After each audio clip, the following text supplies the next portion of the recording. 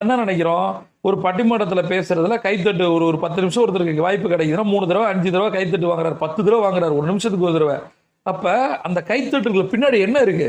உழைப்பு இருக்குல்ல. அந்த உழைப்பை நம்ம போட்டோம்னா 10 வருஷத்துக்கு கைத்தட்டல் கேட்கும் நம்ம காதுல. இன்னையில இருந்து ஆரம்பிப்போம் அந்த 1 ஹவரை. சரியா? அப்போ ஃபர்ஸ்ட் ஒரு டு லிஸ்ட் போடும்போது இது ஒருட்ட இப்படி பேசணும், அது பேசி முடிக்கிறோமா, ஸ்கிரிப்ட் ஆரம்பிக்கிறோம். டைம் மேனேஜ்மெண்ட்ல பங்க்சுவலா இருங்க. இந்த வருஷம் அதுதான் உங்களுக்கு நான் சொல்லித்தரேன்.